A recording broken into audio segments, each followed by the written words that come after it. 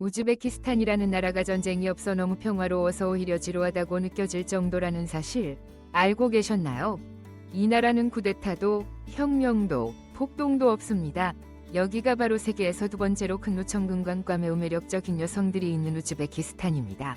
이름은 다소 낯설게 들릴지 모르지만 그들이 가진 것들에 대해 들어본 적은 있을지도 모릅니다. 단지 주의를 기울이지 않았을 뿐이죠. 그렇다면 우즈베키스탄에 대한 13가지 기묘하고 흥미로운 사실은 무엇일까요? 함께 알아봅시다. 우즈베키스탄 여성들은 일상복으로 청바지, 셔츠 또는 반팔 티셔츠를 자주 입습니다. 많은 사람들이 우즈베키스탄의 다양한 아름다움을 높이 평가하는데 이는 여러 문화적 영향이 뒤섞인 결과입니다. 예를 들어 1998년생 쿠마로바 알리나는 러시아와 우즈베키스탄의 혼혈로 두드러지고 독특한 외모 덕분에 많은 이들의 창사를 받고 있습니다. 우즈베키스탄의 일부 농촌 지역에서는 전통적인 관습이 여전히 남아있는데 신부가 우유와 허브를 섞은 물로 목욕하면 행운이 따른다는 믿음에서 비롯된 이식입니다. 일부 우즈베키스탄 여성들은 베트남 남성과의 결혼에 대해 열린 태도를 보이며 그들 중 다수는 하노이 수도에 대해 들어본 적이 없음에도 그렇습니다. 우즈베키스탄의 아름다움과 문화적 과습은 국제적인 관심을 자주 끌어모읍니다. 우즈베키스탄 인구의 대부분은 이슬람교를 신봉하지만 위상 선택은 매우 다양하며 모든 여성이 히잡을 쓰는 것은 아닙니다. 이는 소련 시절 공화국이었던 이 나라의 특별한 역사적, 문화적 배경을 반영한 것입니다. 과거에는 종교적 이상, 특히 머리 스카프에 대한 정부의 제약이 있었으며 2012년경에는 이러한 제한이 뚜렷했습니다. 그러나 2016년 이후 지도부 교체가 이루어진 후 이러한 제한이 완화된 것으로 알려져 있습니다. 이 정책을 둘러싼 논의는 여전히 우즈베키스탄 현대문화사의 일부로 남아 있습니다. 여러분은 아름다움이란 무엇이라고 생각하시나요? 외모일까요? 문화일까요? 아니면 그보다 더 깊은 어떤 의미일까요? 댓글로 여러분의 생각을 나눠주세요. 혹시 결혼에 대해 걱정하고 있는 미혼이시라면 혼자가 아닙니다. 우즈베키스탄의 많은 젊은이들도 같은 고민을 안고 있습니다. 이 나라의 출산율은 1950년대 이후 점차 감소하고 있는데 그 이유 중 하나는 결혼식 비용이 매우 높기 때문입니다. 평균적으로 한 번의 결혼식에는 약 2,400만 원이 소요됩니다. 이 금액은 월 평균 소득이 약 12만 원에서 40만 원 수준인 우즈베키스탄 국민들에게는 큰 부담이며 전체 인구의 약 12.8% 가빈곤 선 아래에서 살아가고 있습니다. 이러한 재정적 압박 때문에 많은 커플들이 몇 년간 저축하거나 빚을 내서 사회적 기대에 부응하는 호화로운 결혼식을 치러야 합니다.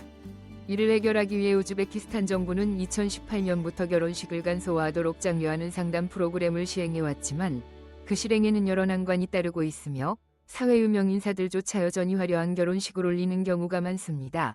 하지만 이처럼 결혼식이 젊은이들의 재정을 고갈시키고 있는 한편 우즈베키스탄 사막 아래에 숨겨진 또 다른 보물은 완전히 다른 이야기를 들려줍니다. 그 보물이 무엇인지 짐작하시겠나요? 우즈베키스탄은 세계에서 가장 큰 금매장량을 가진 나라 중 하나입니다. 세계 금값이 온수당 약 312만 원에 이르는 가운데 우즈베키스탄은 풍부한 금매장량으로 널리 알려져 있습니다. 미국 지질조사국 USGS에 따르면 우즈베키스탄은 약 5,300톤의 금을 보유하고 있어 세계 5위에 해당합니다. 카술카 사막에도 아직 채굴되지 않은 금 약 3,200톤이 매장되어 있다고 알려져 있습니다. 2024년에는 우즈베키스탄이 약 120톤의 금을 생산할 것으로 예상되며 세계 1위인 중국은 약 350톤을 채굴할 것으로 보입니다.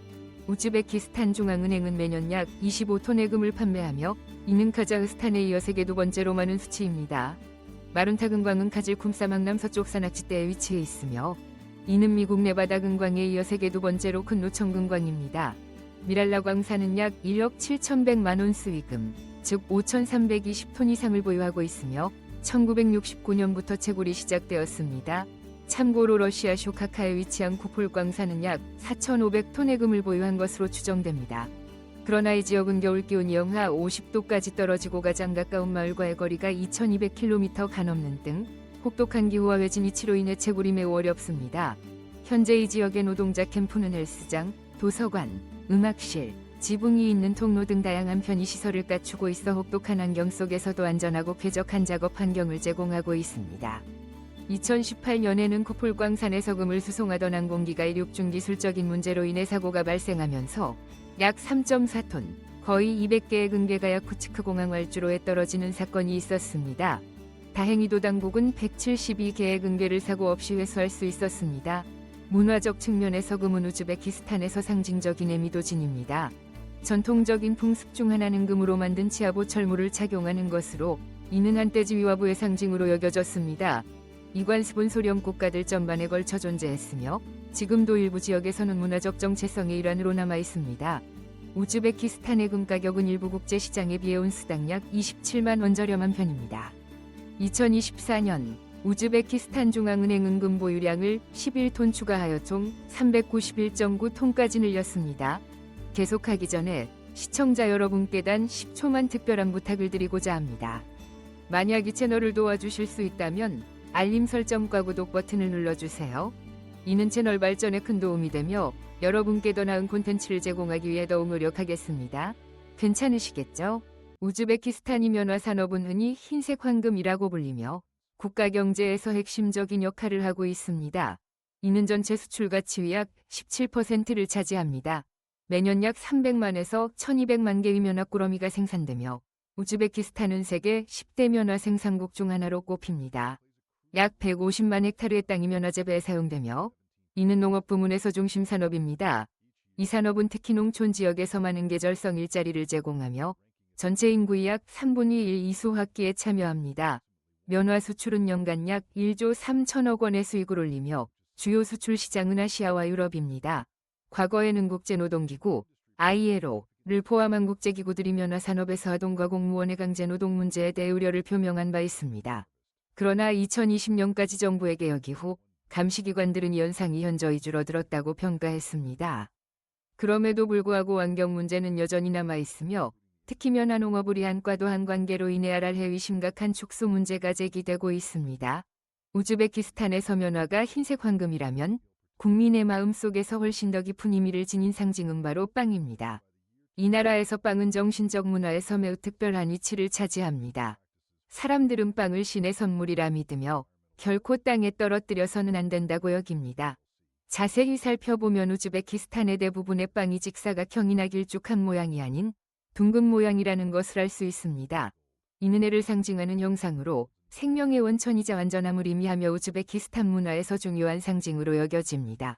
이 빵들은 나무 또는 금속으로 만든 또장인 체크를 이용해 정교하게 장식됩니다.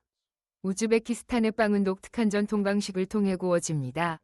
제빵사는 탄두를 아불리는 흙가마를 사용하며 이 가마는 약 섭씨 400도의 고온에 도달할 수 있습니다. 반죽은 가마 위 내부 벽면에 붙여 굽는데 이는 매우 가까운 거리에서 뜨거운 열기를 견뎌야 하므로 고도의 숙련도와 주의가 요구됩니다. 이곳에서 빵은 단순한 식량이 아닌 정신적이고 문화적인 가치를 지닌 존재입니다. 결혼식에서는 기도 후 신랑 신부가족이 함께 빵을 나누어 모두에게 제공하는데 이는 행운과 축복을 나눈다는 의미를 담고 있습니다. 아이가 태어날 때는 요람에 빵 한 조각을 베개 밑에 두어 아이가 행운과 함께 자라길 기원합니다. 아들이 군에 입대할 때는 떠나기 전 빵을 한 입 베어 물고 나머지 조각은 집에 보관하여 무사귀환을 바라는 상징으로 여깁니다. 손님을 대접할 때도 빵은 필수이며 언제나 식탁 위에 준비되어 환영의 뜻을 전합니다. 타쇼켄트는 종종 빵의 도시로 불리는데 이는 가장 많이 생산되거나 가장 맛있는 빵 때문이 아니라 제2차 세계대전 당시 이곳 시민들이 어려움에 처한 이웃들에게 넉넉히 빵을 나누어 준이라 해서 비롯된 이름입니다. 우즈베키스탄은 풍부한 전통 음식 문화와 생동감 넘치는 길거리 음식 문화로도 잘 알려져 있으며 특히 고기를 주재료로 한 요리가 많습니다. 소비에트 시대 동안 우즈베키스탄의 음식 문화는 강한 영향을 받아 많은 전통이 사라졌으나 오늘날 우즈베키스탄의 거리에는 진한 향신료 냄새와 함께 활기찬 음식 시장이 다시 살아나고 있습니다. 우즈베키스탄 국민들은 자신들의 나라를 플로브, 위심장이라고 자부합니다. 플로브는 중앙아시아 전역에서 사랑받는 전통적인 비빔밥 요리입니다. 현지 식당에서는 이 요리를 아침 8시쯤부터 준비하는데 일반 냄비가 아닌 거대한 솥에서 요리됩니다. 이 솥에는 고기, 쌀, 병아리콩, 당근, 식용유가 대량으로 들어가는데 예를 들어 한 번의 요리에 고기 100kg, 해바라기유 40리터가 사용되기도 합니다. 조리는 고기와 기름을 익히는 것으로 시작하여 당근과 병아리콩을 넣고 마지막으로 주재료인 쌀을 추가한 뒤 뚜껑을 덮고 오랜 시간 푹 익힙니다. 완성 직전에는 셰프가 짧은 기도를 올린 후 모든 재료를 섞어 황금빛 당근색이 어우러진 대표적인 색감을 완성합니다. 우즈베키스탄을 여행하면 음식 문화의 세 가지 핵심 요소 빵, 쌀, 고기를 쉽게 발견할 수 있습니다. 주로 소고기, 양고기가 사용되며 일부 가정에서는 전통적으로 말고기를 재료로 쓰기도 합니다. 일부 보건 전문가들은 많은 고기와 기름이 섭취가 고령층의 심장질환에 영향을 줄 수 있다고 주장하지만 기름과 고기 중 어느 쪽이 주된 원인인지에 대한 논의는 여전히 이어지고 있습니다. 또 다른 인기 음식은 사마라는 달콤한 페이스트리로 조개 껍질 모양을 하고 있으며 닭고기나 다른 고기로 속을 채워 마을에서 자주 볼 수 있습니다. 많은 농촌 가정에서는 전통적인 흑가마를 이용해 빵과 디저트를 굽는 습관을 유지하고 있으며 이는 우즈베키스탄 고유의 양과 맛을 형성하는 데 큰 역할을 합니다. 거의 모든 가정마다 이러한 가마가 있을 정도로 음식과 일상이 유대는 깊습니다.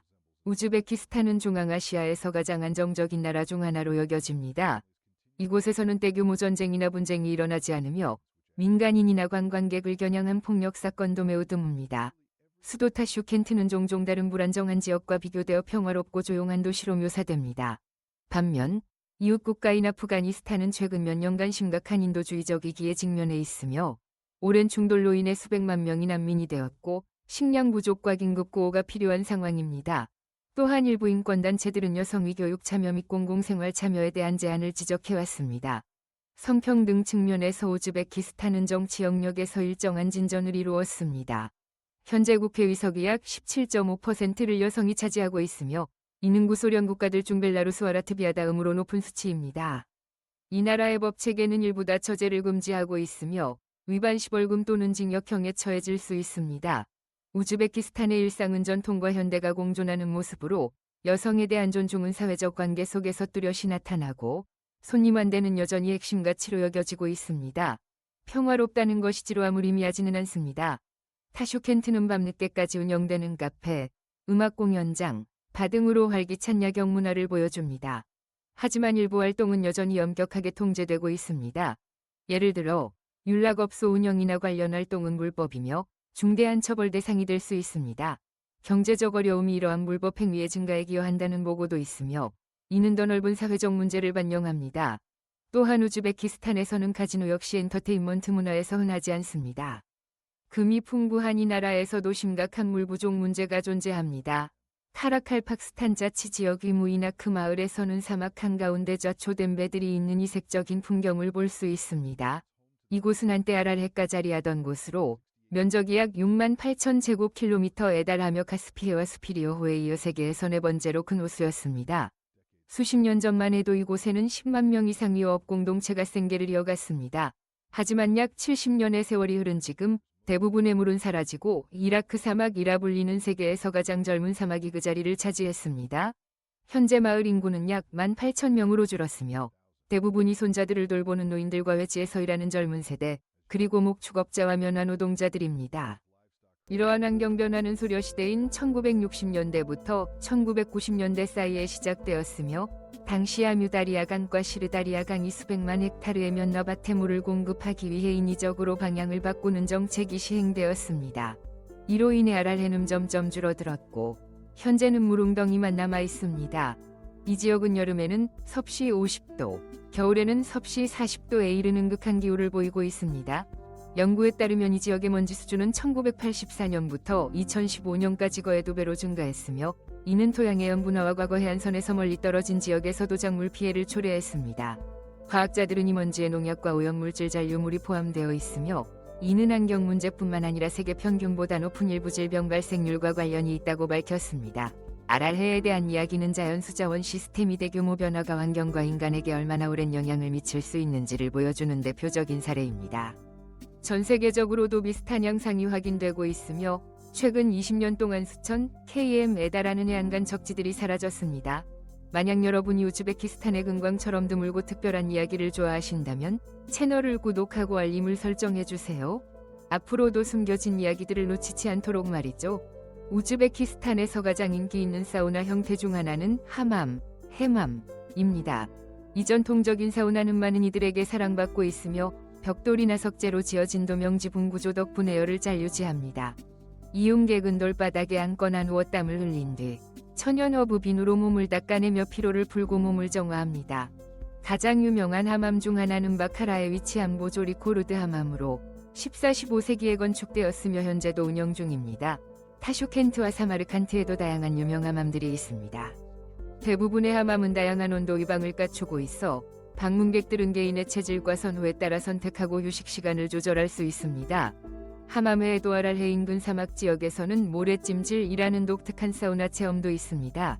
이 방법은 약 섭씨 4050도까지 가열된 천연모래를 사람의 몸 위에 덮는 것으로 관절과 근육의 이완 및 전반적인 건강 증진에 도움이 된다고 여겨집니다. 전통 함암 이용 요금은 보통 장소에 따라 50, 000-150, 000 숨, 약 6만 20, 000원 싸이이며 스크럽이나 마사지 같은 추가 서비스는 별도로 요금이 부과됩니다. 모래찜질은 약 2040분 정도 진행되며 안전과 편안함을 위해 짧은 시간이 권장됩니다. 흥미로운 점은 우즈베키스탄의 모든 가정이 콘크리트나 철로 지어진 것은 아니라는 것입니다.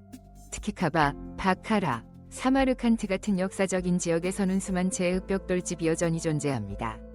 유네스코 세계문화유산인 카바위치아나에는 약 250채의 전통 흙벽돌 가옥이 잘 보존되어 있습니다. 이 벽돌은 점토, 모래, 짚을 섞어 틀에 넣고 햇볕에 말려 만들며 벽이 두껍고 창문이자가 여름철 40에서 섭씨 50도의 더위와 겨울철 알랭기 속에서도 자연적으로 실내 온도를 조절할 수 있습니다. 평평한 지붕과 나무 그늘이 워 진한 뜰 구조는 기후 적응에 최적화되어 있으며 전통적인 방식의 단열 효과 덕분에 에어컨이나 난방기기를 줄여 에너지를 절약할 수 있습니다. 우즈베키스탄이 지하철 시스템, 특히 타슈켄트에 있는 메트로는 국가 건축유산이 훌륭한 예로 평가받고 있습니다. 1970년대 후반에 개통된 이 메트로는 중앙아시아 최초의 지하철 시스템입니다. 타슈켄트 메트로 외곽역은 독특한 디자인을 자랑하며 모자이크, 샹들리에, 대리석 기둥, 정교한 타일 장식 등 다양한 문화적 주제를 반영하고 있습니다. 예를 들어 코스모나우트 역은 푸른 조명과 우주인을 묘사한 모자이크로 장식되어 있으며 이는 우주 탐사를 기리는 의미를 담고 있습니다. 타슈켄트 메트로의 건축 양식은 이슬람 디자인, 전통 예술, 소비에트 시대의 모더니즘이 결합된 형태로 실용성과 동시에 문화적 깊이를 제공합니다. 이 지하철은 하루 약 25만 명의 승객을 수송하며 4개 노선, 29개역, 총 길이 약 60km에 이르는 교통망이자 문화의 상징입니다. 일부 역은 문화유산으로 지정되어 전 세계 건축의 오가와 관광객들의 발길을 끌고 있습니다. 타슈켄트의 코르수 시장 또한 실크로드의 상업 역사를 상징하는 중요한 장소 중 하나입니다. 이곳은 지역에서 가장 큰 야외 시장 중 하나로 과일과 채소, 각종 견과류와 향신료까지 다양한 농산물을 판매하며 우즈베키스탄의 풍부한 농업 전통을 엿볼 수 있습니다. 중앙에도 명태 건물은 이슬람 건축 특유의 복잡한 문양과 화려한 타일로 장식되어 있으며 식재료 외에도 수공예품과 기념품도 풍부하게 판매됩니다. 도자기, 섬유, 카펫, 전통 의복 등은 이 나라의 예술적 유산과 문화를 보여주는 대표적인 상품입니다. 우즈베키스탄의 일상은 고유한 가치가 담긴 다양한 일회로 가득합니다. 예를 들어 식사 후 손을 얼굴 가까이 올리고 아미노라고 말하며 감사의 마음을 표현하는 관습은 널리 퍼져 있으며 노인을 존중하는 문화도 중요하게 여겨집니다. 전통적으로 가장 연장자는 말을 타고 맨 앞에 서며 이는 존경의 상징입니다. 차 문화 또한 대표적인 사회적 의식으로 차는 우즈베키스탄의 일상과 문화에서 빼놓을 수 없는 존재입니다. 타슈켄트 지역에서는 초록차, 콕시차이, 가완떼와 공동체의 상징으로 여겨지며 흑차 역시 인기 있는 음료입니다. 차를 대접하는 것은 예의이자 존경의 표현이며 거절하는 것은 무례로 간주될 수 있습니다. 차는 손잡이가 없는 작은 그릇인 피알라에 담겨 제공되며 대화를 길게 나누고 여러 번 마시도록 권장됩니다. 차는 전통 문양이 있는 초나크라는 주전자에 담겨 3번 따르고 다시 붓는 방식으로 맛의 균형을 맞춥니다. 가장 연장자 나귀빈이 먼저 차를 받으며 차는 반쯤만 따르는 것이 예의로 간주됩니다. 이는 더 쉽게 추가로 따를 수 있게 하고 대화를 지속할 수 있는 분위기를 만듭니다. 차에는 빵, 난, 과자, 말린 과일 등이 함께 제공되어 손님이 완때를 더욱 풍성하게 합니다. 차를 마시는 의식은 단순한 휴식 이상의 의미를 지니며 가족, 친구, 공동체 간의 유대를 이어주는 매개체로 작용합니다. 차 문화는 수세기 동안 중앙아시아에서 이어져 왔으며 실크로드의 무역망을 통해 크게 발전했습니다. 우즈베키스탄은 지리적으로 문화의 교차점에 위치해 있어 이란, 중국, 러시아 등 여러 문화로부터 영향을 받아왔습니다. 오늘날에도 이러한 전통은 도시에서도 지켜지고 있으며 차를 대접하는 풍습은 여전히 가정과 찻집에서 일상적으로 이루어집니다. 타슈켄트를 방문할 때 러시아어를 구사할 수 있다면 현지인들과의 소통이 훨씬 쉬워질 것입니다. 러시아어는 여전히 일상생활에서 널리 사용되고 있기 때문입니다. 하지만 한 가지 주의할 점은 특히 타슈켄트, 바카라, 사마르칸트와 같은 도시에서는 한여름 기온이 섭씨 50도를 넘기도 하므로 매우 더울 수 있다는 것입니다. 보다 쾌적한 여행을 원하신다면 8월에서 11월 사이가 적기로 여겨집니다. 이 시기에는 제철 과일과 견과류를 저렴하게 즐길 수 있으며 실크로드의 유산을 간직한 우즈베키스탄의 도시들은 건축, 사진, 문화에 관심 있는 관광객들에게 특히 인기가 많습니다. 밤이 되면 이곳의 거리도 생동감 있게 변합니다. 많은 식당에서는 공공광장에서 전통음악과 춤공연을 열며 중앙아시아 특유의 화려한 의상을 입은 예술가들이 민족의 정체성과 예술적 감각을 표현하는 무대를 선사합니다. 우즈베키스탄에서는 알코올 음료가 합법이며 필요에 따라 나이트클럽이나 레스토랑에서도 자유롭게 즐길 수 있습니다.